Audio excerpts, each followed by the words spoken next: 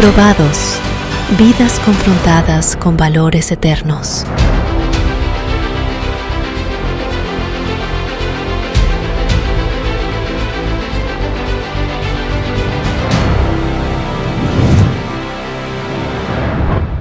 Bienvenidos todos a Probados, la serie de estudios bíblicos para el año 2024 del Ministerio de Mayordomía de la División Interamericana.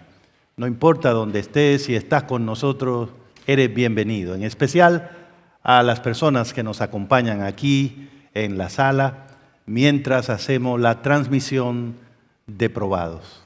Ahora yo quiero invitarles para que seamos parte del análisis del capítulo número 4 del libro que sirve de base a este plan de estudio que lleva por título Probados, vidas confrontadas con valores eternos. Una de las señales que indican que el Dios de la Biblia es todopoderoso y autosuficiente tiene que ver con el hecho de que para llevar a cabo su voluntad y sus propósitos, Dios llama a quien quiere, lo capacita y luego lo utiliza para llevar a cabo su voluntad. Eso hace que Dios sea superior a todos los demás dioses. Por eso la Biblia dice que desde el principio, desde la creación, Dios ha estado asignando responsabilidades a los seres humanos. Yo quiero invitarles para que hoy le demos una mirada al tema bíblico de los dones espirituales, pero lo haremos desde una perspectiva novedosa, bíblica, interesante, atractiva, como lo sabe presentar el pastor Hermes Tavera, el autor de este libro que estamos estudiando y con quien estaremos compartiendo en unos instantes. Ahora vamos a encomendarnos a Dios en oración y quiero invitar para eso al pastor Máximo Guzmán. Voy a pedirle que él tenga el honor, la gentileza de pedirle a Dios que nos bendiga mientras estudiamos su palabra. Bondadoso y Padre celestial, a ti te damos la honra, la gloria por los siglos de los siglos. Amén. En esta ocasión necesitamos tu presencia. Necesitamos que tu Espíritu Santo, Padre, nos dirija a cada uno de nosotros. Y ayúdanos siempre a ser un instrumento para el avance de tu obra. Bendícenos y capacítanos. En el nombre de Jesús. Amén. Amén. Supongo que cuando yo aparezco en este lugar de nuestro estudio, ustedes saben que vamos a dar la bienvenida al autor de nuestro libro, el pastor Hermes Tavera. Y vamos a invitarlo hoy porque queremos hablar sobre el capítulo 4, que tiene por título Bezaleel, dones para la edificación. ¿Qué tal, pastor? Muy bien. Es un placer saludarte. ¿Siente bien hoy? Seguro. Nosotros estamos contentos de tenerte aquí y de saber que vienes para compartir con nosotros el conocimiento más valioso, el de la palabra del Amén. Señor. Amén, así es. Creo que en el capítulo 4 rescata un personaje de esos que son secundarios, pero de una extraordinaria presencia o desempeño. ¿Hace tiempo que pensabas en Bezaleel? ¿Te habías fijado en él? ¿O llegó a tu mente cuando estabas escribiendo Probados? Precisamente en un país donde fui pastor, le di estudios bíblicos a una persona llamada Bezaleel. Bezaleel. Sí. Hace muchos años, hace más de 24 años, y choqué con la historia de Bezaleel y vi que era la historia de alguien no tan conocido, pero que había cumplido un papel tan especial en la historia del pueblo de Dios y tiene una lección para nosotros aún hoy que debe ser rescatada. Es interesante lo que has hecho con este personaje en el capítulo 4, pastor.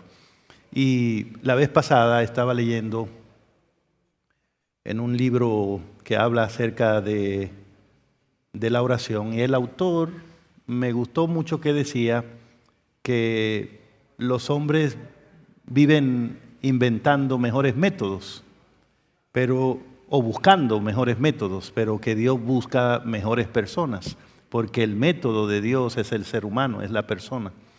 Y creo que, lo recuerdo ese pensamiento porque creo que tiene mucho que ver con la idea que desarrollas en este capítulo. ¿Cómo te parece la idea de un Dios autosuficiente, todopoderoso, que decide contar con personas como nosotros? La diferencia entre el Dios que muestra la Biblia y el Dios o los dioses de las culturas que rodeaban la Biblia eran que los demás dioses dependían de los hombres, aún para su misma existencia. Y los dioses eran proyecciones de sus necesidades. Pero el Dios de la Biblia no necesita al hombre. Y precisamente el amor se muestra donde no hay necesidad. Si alguien depende de mí, yo no sé si me ama. El Dios de la Biblia no necesita en nada de mí. De modo que cuando Él me dice que me ama, no es porque Él vio algo en mí, sino porque es algo de sí mismo. Dios me ama porque Él es amor, no porque yo soy digno de ser amado. Y eso me hace tener una relación con Dios de total entrega. Yo no le impresiono. No hay nada que yo pueda hacer que lo pueda sorprender. Aún lo que a Él le agrada de mí, lo puso Él en mí. Y ese es el Dios digno de mi adoración. Estoy muy ilusionado con ver el desarrollo de este capítulo y de este tema. Y también entender cómo es que Dios toma personas ordinarias como nosotros y logra que hagan cosas extraordinarias, como es el caso de Bezalel. Así que vamos a prepararnos para recibir la presentación de la palabra de Dios.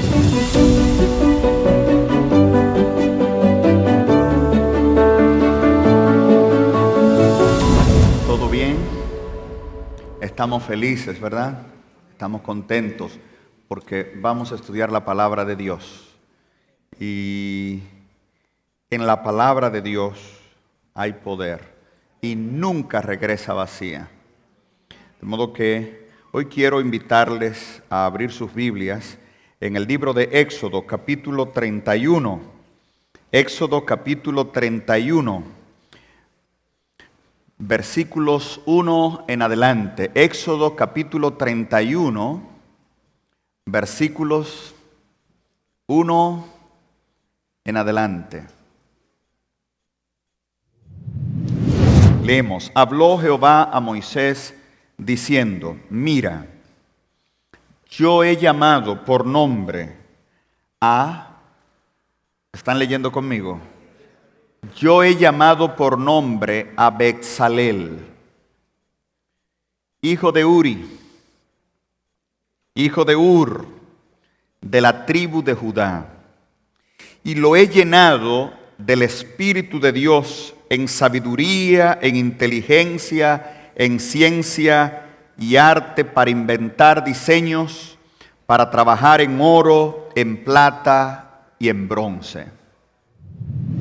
Yo he llamado por nombre a Bezalel, hijo de Uri. Quisiera que meditemos un poquito en este personaje que aparece tan poco en la Biblia, pero que en realidad puede ser un gran ejemplo para lo que Dios espera de nosotros.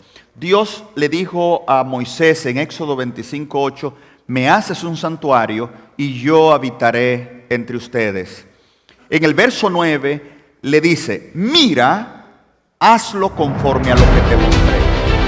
Y en el verso 40 del capítulo 25 repite: mira y hazlo conforme a lo que te fue mostrado en el monte. De modo que Dios no solo le dijo a Moisés: haz un santuario como te dé la voluntad.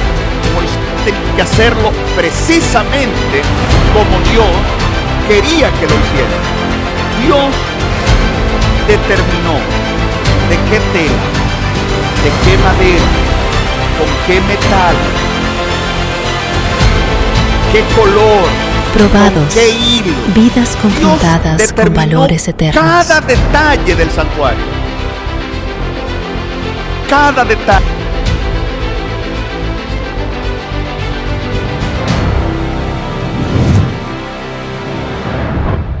Bienvenidos todos a Probados, la serie de estudios bíblicos para el año 2024 del Ministerio de Mayordomía de la División Interamericana. No importa dónde estés, si estás con nosotros, eres bienvenido. En especial a las personas que nos acompañan aquí en la sala mientras hacemos la transmisión de Probados.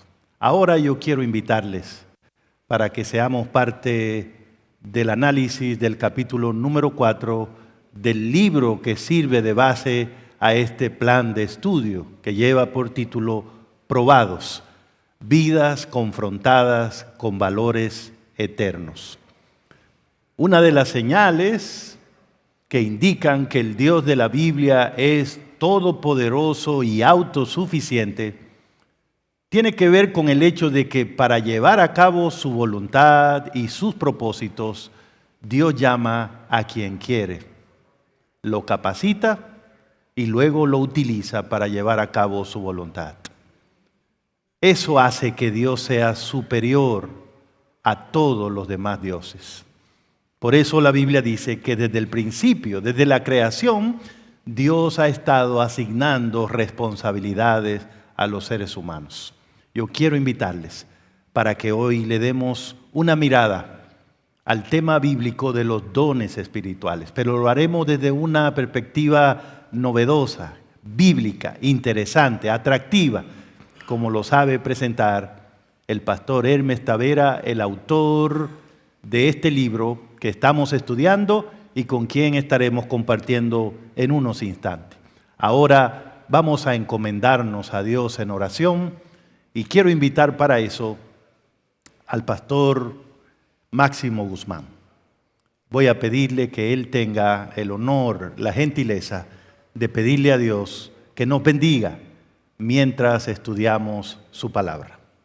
Bondadoso y Padre celestial, a ti te damos la honra, la gloria por los siglos de los siglos. Amén. En esta ocasión necesitamos tu presencia.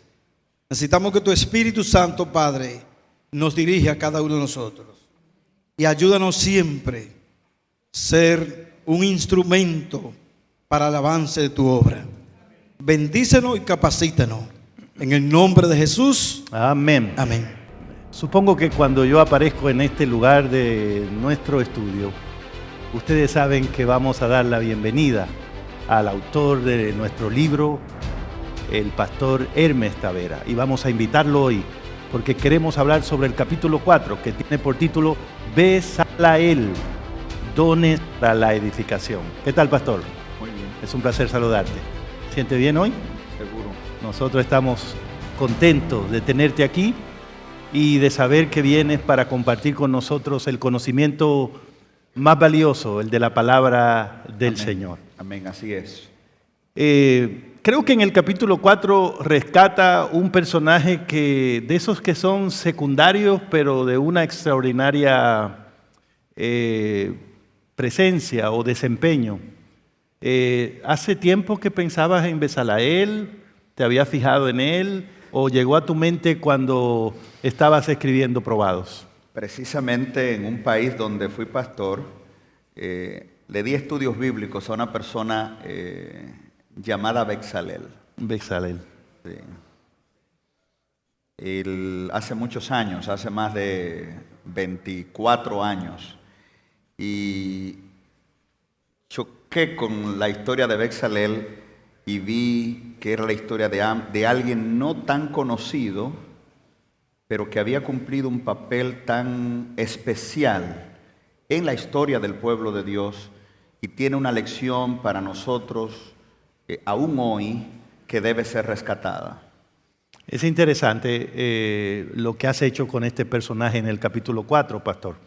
Y la vez pasada estaba leyendo en un libro que habla acerca de la oración y el autor me gustó mucho que decía que los hombres viven inventando mejores métodos, o buscando mejores métodos, pero que Dios busca mejores personas, porque el método de Dios es el ser humano, es la persona. Y creo que, lo recuerdo ese pensamiento porque creo que tiene mucho que ver con la idea que desarrollas en este capítulo. ¿Cómo te parece la idea de un Dios autosuficiente, todopoderoso, que decide contar con personas como nosotros? La diferencia entre el Dios que muestra la Biblia y el Dios o los dioses de las culturas que rodeaban la Biblia eran que los demás dioses dependían de los hombres, aún para su misma existencia. Y los dioses eran proyecciones de sus necesidades. Pero el Dios de la Biblia no necesita al hombre. Y precisamente el amor se muestra donde no hay necesidad. Si alguien depende de mí, yo no sé si me ama. El Dios de la Biblia no necesita en nada de mí. De modo que cuando Él me dice que me ama, no es porque Él vio algo en mí, sino porque es algo de sí mismo. Dios me ama porque Él es amor, no porque yo soy digno de ser amado. Y eso me hace tener una relación con Dios de total entrega. Yo no le impresiono. No hay nada que yo pueda hacer que lo pueda sorprender. Aún lo que a Él le agrada de mí, lo puso Él en mí. Y ese es el Dios digno de mi adoración. Estoy muy ilusionado con ver el desarrollo de este capítulo y de este tema. Y también entender cómo es que Dios toma personas ordinarias como nosotros y logra que hagan cosas extraordinarias, como es el caso de Bezalel. Así que vamos a prepararnos para recibir la presentación de la palabra de Dios. Esto significa un huerto, que hace alusión al primer santuario, que fue un huerto. ¿Todo bien? Estamos felices, ¿verdad? Estamos contentos porque vamos a estudiar la palabra de Dios. Y en la palabra de Dios hay poder y nunca regresa vacía. De modo que hoy quiero invitarles a abrir sus Biblias en el libro de Éxodo, capítulo 31. Éxodo, capítulo 31. Versículos 1 en adelante. Éxodo capítulo 31, versículos 1 en adelante. Leemos: Habló Jehová a Moisés diciendo: Mira, yo he llamado por nombre a... ¿Están leyendo conmigo? Yo he llamado por nombre a Bezalel, hijo de Uri, hijo de Ur, de la tribu de Judá, y lo he llenado del Espíritu de Dios en sabiduría, en inteligencia, en ciencia y arte, para inventar diseños, para trabajar en oro, en plata y en bronce. Yo he llamado por nombre a Bezalel, hijo de Uri. Quisiera que meditemos un poquito en este personaje que aparece tan poco en la Biblia, pero que en realidad puede ser un gran ejemplo para lo que Dios espera de nosotros. Dios le dijo a Moisés en Éxodo 25:8: me haces un santuario y yo habitaré entre ustedes. En el verso 9 le dice: mira, hazlo conforme a lo que te mostré. Y en el verso 40 del capítulo 25 repite: mira y hazlo conforme a lo que te fue mostrado en el monte. De modo que Dios no solo le dijo a Moisés: haz un santuario como te dé la voluntad. Moisés tenía que hacerlo precisamente como Dios quería que lo hiciese. Dios determinó de qué tela, de qué madera, con qué metal, qué color, con qué hilo. Dios determinó cada detalle del santuario. Cada detalle del santuario.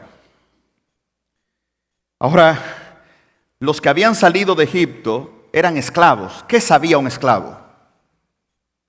Bezalel era un hombre que había salido de Egipto, un esclavo, que acababa de recuperar su libertad, y ahora Dios le dice: Moisés, me tienes que construir un santuario cuyo modelo es el cielo. Yo me imagino a Moisés diciendo: ¿y cómo voy yo a construir un santuario así? ¿Dónde tengo yo un personal, un arquitecto, una persona que sepa trabajar con tela, con oro, con metalurgia, que pueda? Entonces Dios le dijo: no te preocupes, Moisés, yo he llamado por nombre a Bezalel. 3 cosas. Dice: yo he llamado a Bezalel, lo he llenado del Espíritu de Dios y lo he capacitado para trabajar. Hermano, eso es lo único que yo quiero que Dios haga conmigo.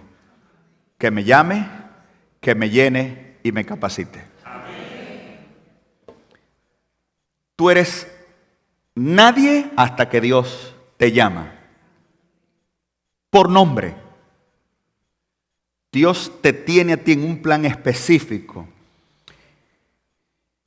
Y dice: lo he llenado de sabiduría y de entendimiento. Para contextualizar un poquito la historia de Bezalel, a Bezalel le tocaba construir el tabernáculo. Pero el tabernáculo era un símbolo del Edén. Si ustedes comparan, ya estudiamos eso en lecciones anteriores, el Edén tenía la forma de un santuario. Tenía la forma de un santuario. Incluso la puerta estaba hacia el oriente, como Éxodo 27 muestra que la puerta del Edén estaba hacia el oriente. De modo que el Edén era un santuario, y el santuario que Dios le estaba mostrando a Moisés era traer el Edén a la vida del pueblo. En Génesis 1:28 Dios le dice a Adán y Eva: fructificaos, multiplicaos y llenen la tierra. Y luego en Génesis 2 dice: y Dios plantó un huerto en Edén. Todo era bueno en la tierra, todo era bueno. Dice Génesis 1:31, y todo lo que había hecho era como bueno en gran manera. Pero hubo una parte en la tierra que era más buena que lo más bueno, porque todo era bueno. Y Dios dice: plantó un huerto en Edén y puso al hombre que había formado. De modo que cuando Dios dice: fructificad, multiplicaos y llenad la tierra, era el plan de Dios que Adán y Eva, que fueron puestos en el Edén, llenaran la tierra de Edén. ¿Me doy a entender? Ellos iban a tener hijos, y los hijos, y más hijos. ¿Iban a salir del Edén los hijos? ¿Cuál era el plan de Dios?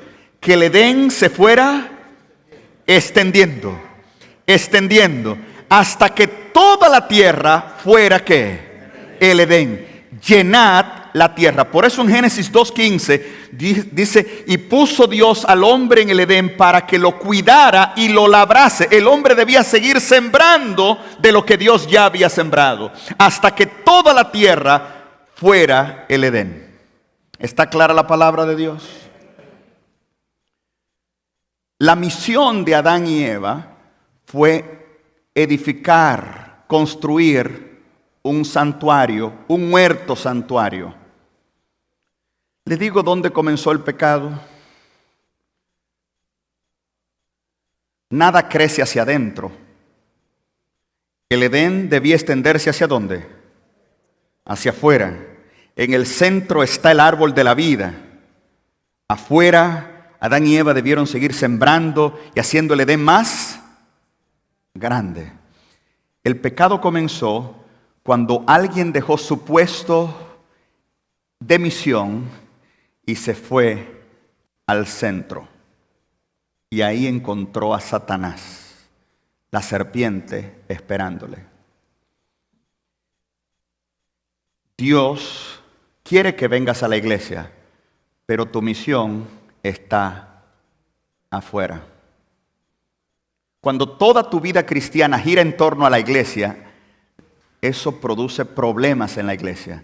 Nunca ha habido problemas cuando cada hijo de Dios está afuera extendiendo el reino de Dios, porque el mundo es suficientemente ancho para que nadie nos pise los pies.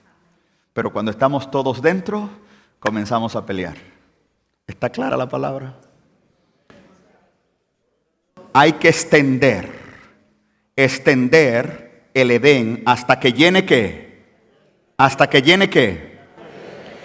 Pero ese plan de Dios fracasó y ahora Dios dice, hágame un santuario. Es una reconstrucción del Edén. Por eso la Biblia usa dos metáforas. La metáfora de un huerto y la metáfora de un edificio. Para ambas hablar del santuario de Dios. El primer santuario fue un huerto. El segundo santuario fue un edificio. Por lo tanto Dios habla. Vamos al primer libro de Corintios, primera carta a los Corintios capítulo 3. Primera carta a los Corintios capítulo 3.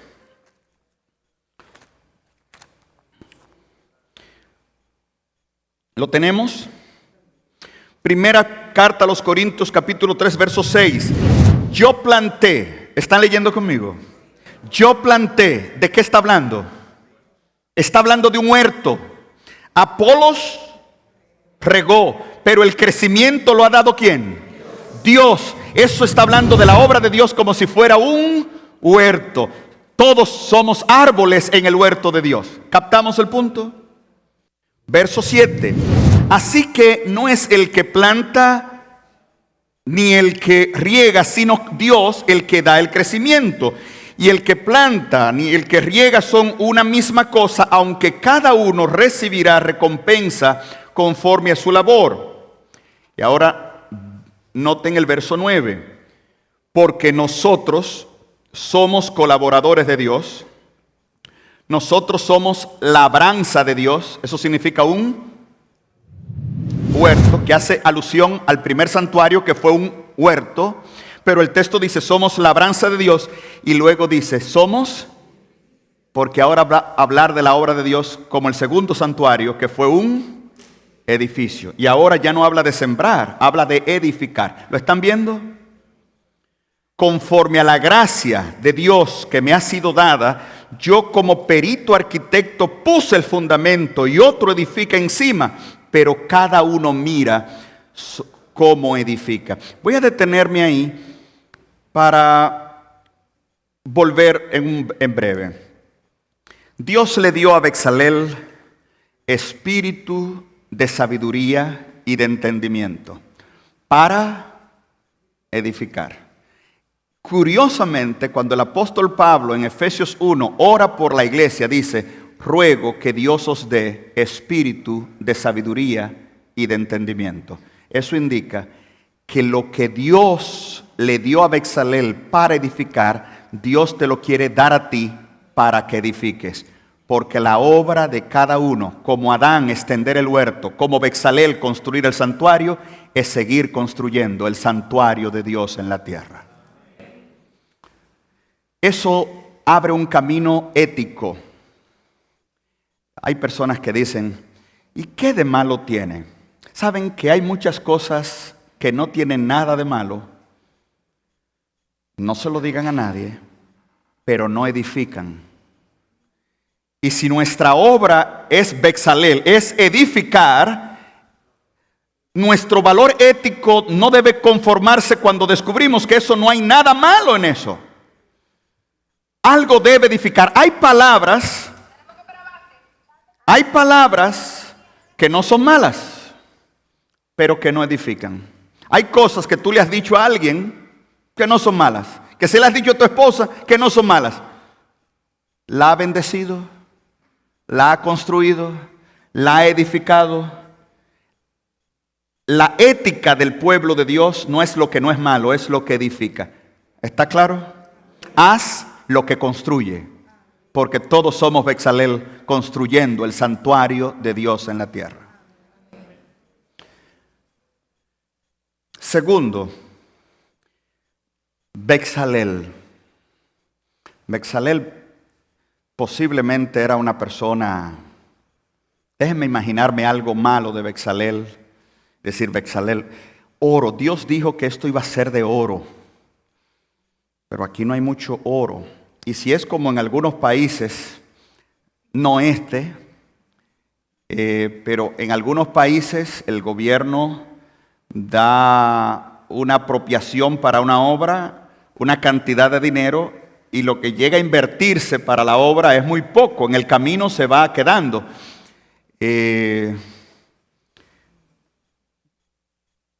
Dios dijo que era de oro, pero una idea, le voy a dar una idea a Bezalel. ¿Por qué no lo hacemos de madera y lo pintamos de oro por fuera y nos economizamos todo ese oro? ¿No les parece?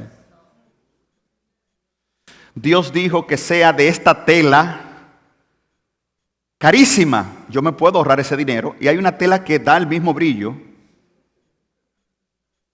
¿Y quién lo nota? Dios dijo que debajo haya esto, pero nadie mira eso. Eso yo puedo ni siquiera pintarlo.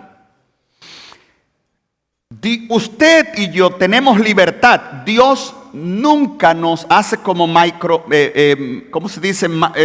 Manejándonos en lo pequeño, en el manejo pequeño. De haz esto, haz esto, haz esto, haz esto. Dios no hace eso. Dios te dice, ahí están los planos, edifica, como tú quieras, pero ahí están los planos. Dios no te maneja la vida. Dios no te dijo hoy tienes que ir al trabajo. Dios no te dijo hoy tienes que leer la Biblia. Dios no te dijo hoy tienes que venir a la iglesia. Dios no te dice nada. Dios te dice, mira, este es el modelo, yo quiero que lo construyas igual. ¿Cómo Dios iba a probar? Éxodo 40, 34 y 35 dice, y la gloria de Dios llenó el tabernáculo. Eso indica que cuando la gloria de Dios, después del tabernáculo ser erigido, descendiera sobre el tabernáculo, lo que no fue construido de acuerdo a lo que Dios dijo se iba a quemar. Tú puedes construir como tú quieras tu santuario, pero cuando la gloria de Dios llegue, lo que no es conforme a lo que Dios dijo, se quema. Dios no te va a llamar a juicio como algunos creen. ¿Qué hiciste el martes? Hoy es martes, lunes. ¿Qué hiciste el lunes 11?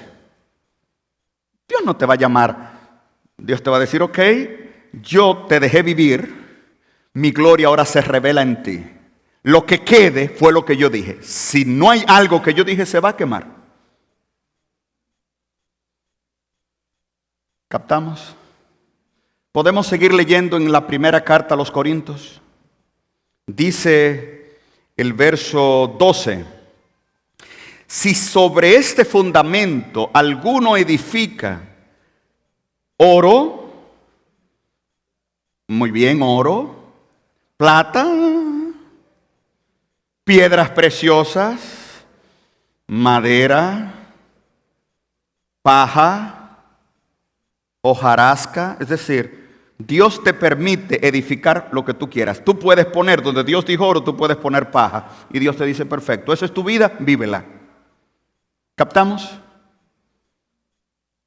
De paso, hay tanta gente que Dios dijo, eres oro, y se han pintado de oro y por dentro son paja. Pasamos la vida, en vez de una transformación por dentro, en pintarnos de lo que queremos parecer. Y Dios dijo, esa es tu vida, vívela. Dios no se mete contigo. Un día, la gloria de Dios llena tu santuario. Y dice el texto, versículo 13, la obra de cada uno será como manifiesta, porque el día, hablando del día del Señor, el día la declarará, pues por el fuego será ¿qué? Revelada, y la obra de cada uno, cual sea el fuego, la probará. Si permanece la obra de alguno que sobreedificó, él recibirá ¿qué? Recompensa. Pero si la obra de alguno que se quemare, él sufrirá pérdida, y aunque se salve, aún por el fuego. ¿Ustedes están captando el sentido solemne de lo que el apóstol está diciendo? Vive la vida como quieras. Un día te enfrentarás a la gloria de Dios y es probable que todo tu edificio, toda tu vida enfrentada con la gloria de Dios se queme y no quedó nada. Yo puedo pintar de rojo lo que Dios dijo, quiero que sea de material rojo, pero la gloria de Dios no la engaña a nadie y lo que no es conforme a lo que Él dijo se quemará. Eso nos lleva a repensar nuestras vidas, no por apariencias, sino vivir una vida estrictamente conforme a lo que Dios ha dicho, cómo debemos construir. Hay algo más que es una verdad que muchos cristianos no les gusta. Muchos cristianos somos mediocres. Una mediocridad espiritual. Yo he oído personas que dicen, con tal de yo llegar al cielo me basta. ¿Han oído eso ustedes? Imagínense que usted se casa, hembra o varón. Yo voy a poner el caso como un varón porque soy un varón. Tengo 3 hijas, mi ejemplo no es sexista, pero no puedo ponerle ejemplo como si fuera una mujer. Me caso con una mujer, digamos, yo soy soltero, me caso con una mujer y yo le diga, mira, no importa lo que tú me hagas, yo nunca me voy a divorciar. Ella me dice, ¿cómo va a ser? No importa lo que tú me hagas, yo nunca me voy a divorciar de ti. No importa lo que tú me hagas, yo voy a vivir para hacerte feliz. Y la mujer dice, ok, eso es cierto. Y se desaparece. La veo cada 6 meses. Vivo como que no tengo mujer.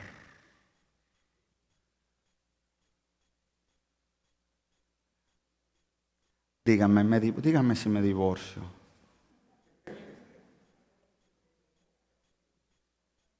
¿Usted me está captando? Dios te ha dicho, yo te doy vida eterna, es un regalo, pero ahora quiero que trabajes para mí. Yo te salvé para vivir contigo. Yo te salvé porque quería tener una relación contigo. Y tú dices, pero me diste salvación.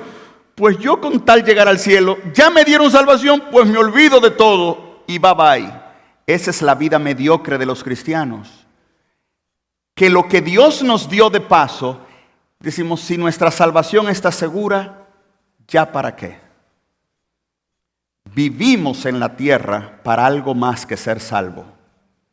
Vivimos para construir el santuario de Dios en la tierra. Y dice el texto, algunos se salvarán, aunque toda su obra en la tierra se perdió. Dentro de 2 meses yo cumplo 40 años que acepté al Señor.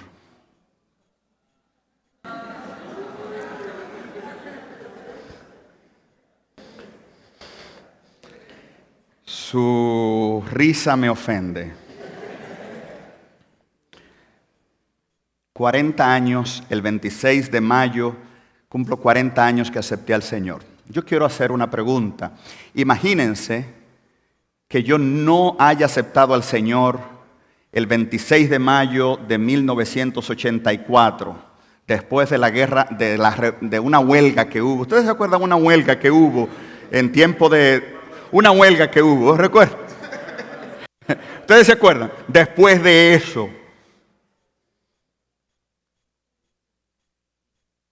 acepté al Señor. Ahora yo quiero que ustedes me ayuden. Imagínense que yo no haya aceptado al Señor ese día. Imagínense que yo soy una visita hoy aquí que todavía no he aceptado al Señor.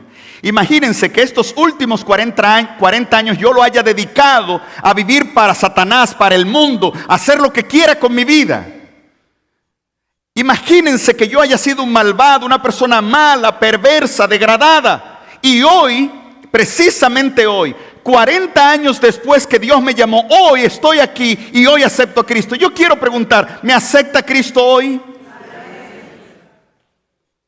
Pues le doy una idea. No acepten a Cristo y no pierdan su tiempo, duren 40 años más y disfruten su vida. Como quiera van a ser salvos. Porque si yo acepto a Cristo hoy,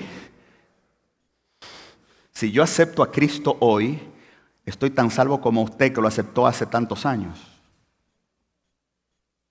Dígame si no tiene lógica lo que le estoy prometiendo. Eso indica que Dios no te llama para salvarte. Dios te llama porque te salvó. Dios te llama por una misión que tiene para ti. Si hoy yo acepto a Cristo por primera vez, Dios me salva. Pero hace 40 años Dios comenzó a trabajar en mi vida. Y si hoy yo hubiera aceptado a Cristo por primera vez, hoy fuera salvo, pero no hubiera construido nada del edificio de mi vida. ¿Cuántas personas han sido bendecidas por mi ministerio? ¿Cuántas personas he podido ayudar a través de la obra de Dios? Si hace 40 años yo hubiera negado a mi Señor, es cierto, Dios me hubiera salvado hoy, pero no hubiera un edificio. La vida no es ser salvo. Dios no te tiene a ti para ser salvo. De paso, desde que Él te llamó, te salvó. Es porque Él quiere que tú le ayudes a extender su reino, a extender el Edén, a construir nuevos santuarios hasta que toda la tierra sea llena del conocimiento y la gloria de Jehová. Y para edificar, Dios te llama, te llena de su espíritu y te capacita. En la palabra ya revelada, Dios le va a premiar dando una revelación. Pastor, muchas gracias por esa presentación. Quiero decirte que está clara la palabra y suficiente. Dios te ha usado mucho hoy. Tengo algunas preguntas que hay personas que han recibido el mensaje y quieren hacer. Vamos a recibir la primera porque es muy importante dar respuestas. Adelante, por favor. Pastor, en este capítulo que usted hace referencia de edificar es la misión, habla de Isaías 58. Y a través de este profeta vemos que Dios le reclama a su pueblo por sus pecados. Un pueblo que a la vez vemos que estaba orando, que estaba buscando los deseos de Dios y que ayunaba. Y se le compara con los mundanos. Me gustaría que usted me explicara por qué Dios se queja de ese pueblo y si nosotros también estamos pasando por lo mismo que ellos y Dios puede quejarse de nosotros hoy día. Muy bien. Usted está haciendo referencia a Isaías 58, donde dice: clama a voz en cuello, no te detengas, alza tu voz como trompeta, anuncia a mi pueblo su rebelión y a la casa de Jacob su pecado. Al parecer Dios va a hablar de un gran pecado, pero lo que sigue dice: que me buscan cada día y buscan mi rostro como gente que quiere saber mis caminos. Al parecer Dios se está quejando de que la gente le busque. Y eso es contraproductivo. ¿Cómo Dios se queja de que la gente lo busque? Y es que cuando Dios te manda a trabajar, orar es pecado. Dios le dijo a Moisés: hacia adelante. Y Moisés vio el mar y de repente Moisés dice: Señor, y Dios le dice: ¿por qué clamas a mí? Dile al pueblo que marche. Yo nunca te pedí que te pares. Lánzate al agua. Cuando Dios te manda a extender el Edén, estar fuera en los límites, volver al árbol de la vida para tener comunión, no es encontrar el árbol de la vida, sino la serpiente en el árbol del conocimiento. Detrás de la espiritualidad falsa, que simplemente es un recogimiento interno para encontrar místicamente a un Dios más allá, hay un descuido del deber. La comunión con Dios no es simplemente en el retrite sagrado, sino en el servicio alcanzando a los necesitados. Amén. Bien, pastor, yo quiero dar oportunidad de inmediato a otra pregunta que ha surgido con relación al tema de hoy. Gracias, Nelcy Vargas de Piantini. Pastor, mi pregunta es así como una especie de retruécano al estilo Sor Juana Inés. Usted se recuerda que ¿cuál tiene mayor culpa? Si el que peca por la paga o el que paga por pecar. En este caso, en su libro, en la página 64 del capítulo 4, usted dice que la mayor prueba de que una persona es cristiana es que sea bendecido por Dios, pero que él mismo pueda ser bendición para los demás. Pero ¿qué sucede, pastor? ¿Cuál es mayor pecado? ¿El ser indiferente a las necesidades materiales de las personas o ser indiferente a las necesidades espirituales de las personas? Muy bien, mi querida Nelson. Nosotros hemos dividido al ser humano. Cuando usted ama a su esposo, usted es casada, cuando usted ama a su esposo, usted lo ama entero. Dice, ¿su esposo cómo se llama? Usted no le dice a Víctor, Víctor, hoy voy a suplir tus necesidades materiales, mañana tus necesidades emocionales.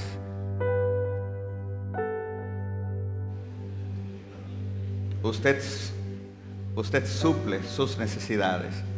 Dios está interesado en bendecir al hombre total. Nosotros hemos dividido al ser humano en espiritual, emocional, material, espiritual, XY.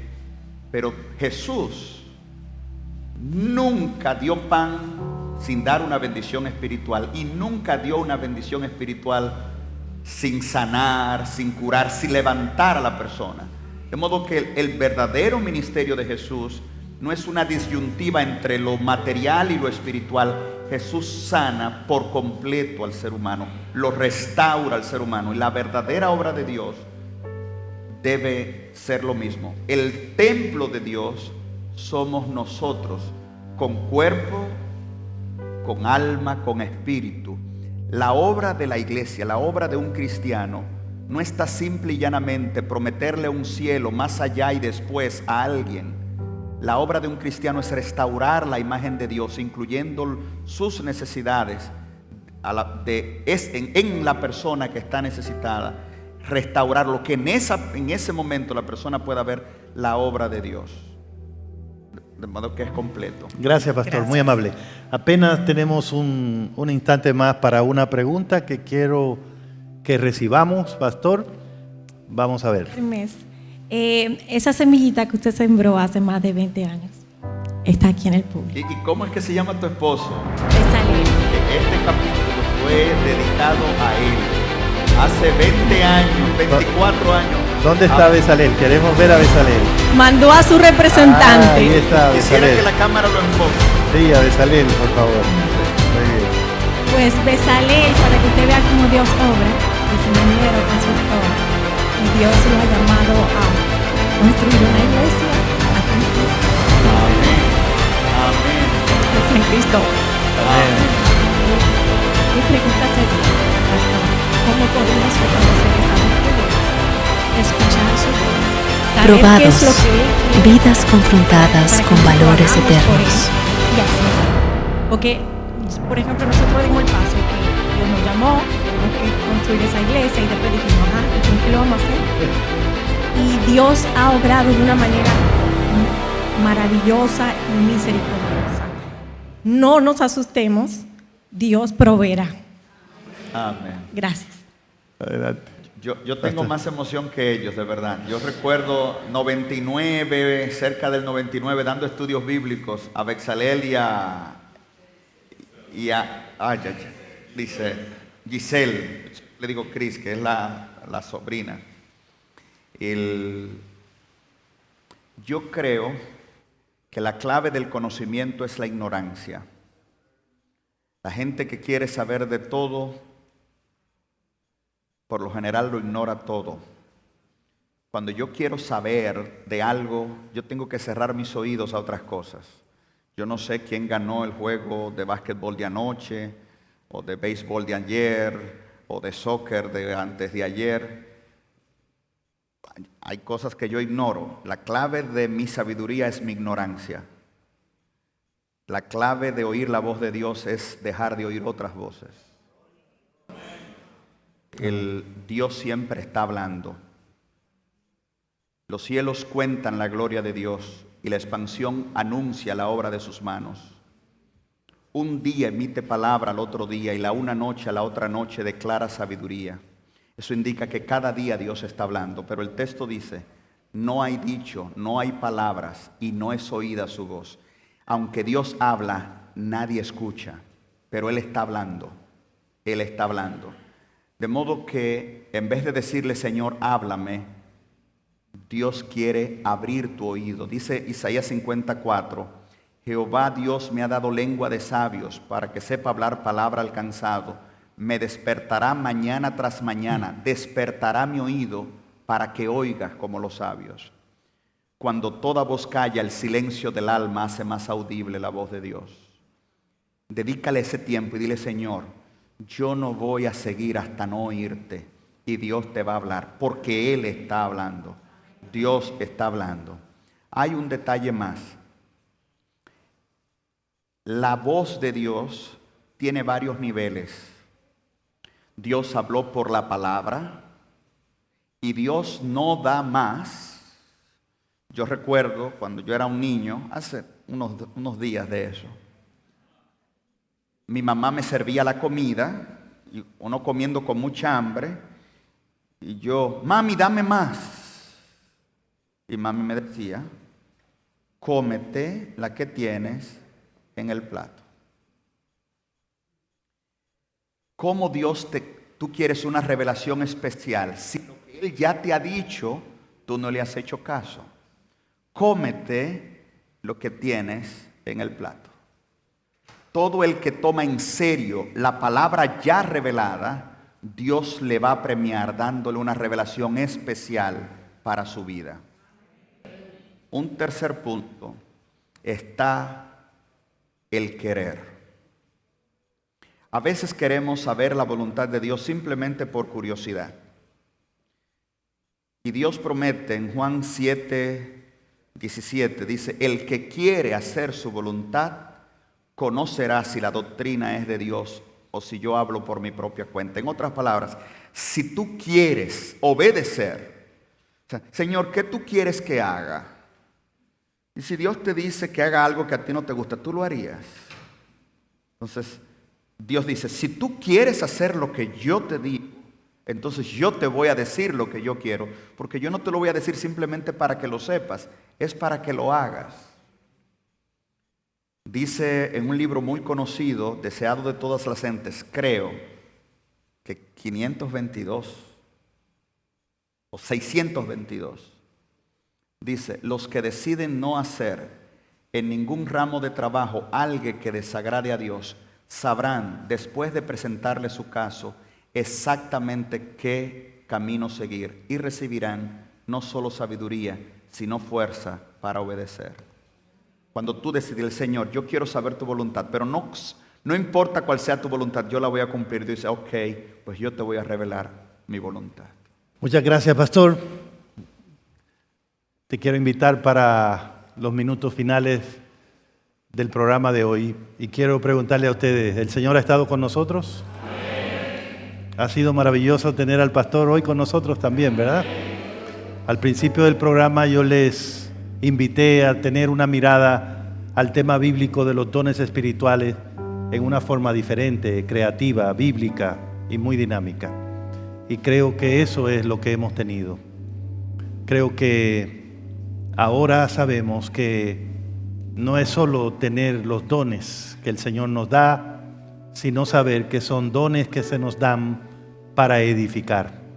Que el Dios de nosotros no es solo el creador, es también el Dios artesano, el Dios que no ha parado de construir, el Dios que sigue edificando, porque Él tiene la meta no solo de crear un mundo, una persona, sino de llenar ese mundo y cada persona con su gloria. Por lo tanto, parece claro que la misión es edificar, ayudar, ser útil donde estamos y como podamos. Parece claro que la vida cristiana no consiste en complacernos a nosotros mismos, sino en buscar todo lo que contribuye a la mutua edificación.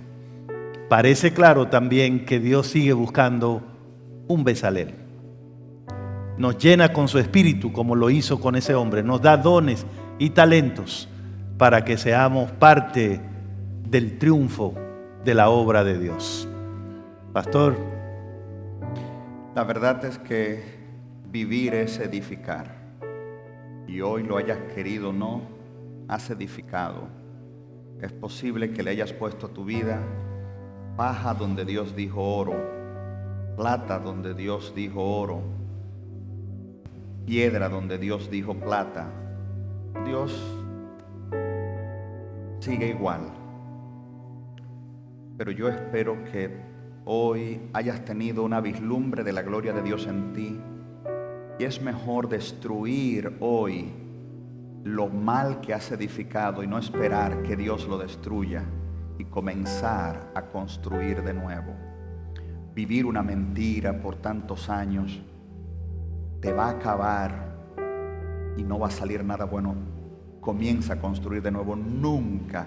Yo prefiero que cuando llegue el Señor encuentre tal vez un pequeño bloque, pero del material que Él dijo. Si tengo que destruir mi edificio, lo destruyo para que sea lo que Dios dijo, porque cuando su gloria se manifieste en mi vida y el gran día del Señor venga, yo quiero que lo que Él hizo en mí, el edificio que Él construyó, pueda quedar en pie. Podríamos pensar seriamente en qué estamos edificando y decirle: Señor, me comprometo a edificar como tú dijiste. amén. Pues vamos a orar.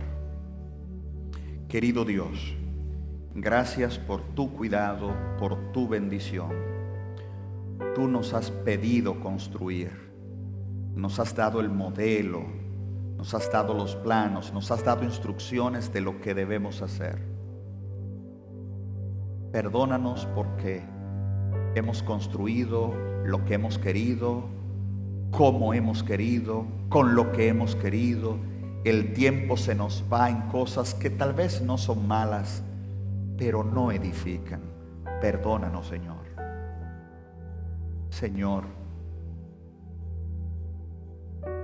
muéstranos hoy tu gloria. Amén. Y lo que no sirve, destrúyelo, lo aceptamos, Señor, porque queremos que el día final, cuando la gloria final se manifieste, que el edificio que tú has construido en nosotros y por nosotros pueda mantenerse firme. Amén. En el nombre de Jesús. Amén. Amén. El Señor les bendiga a todos.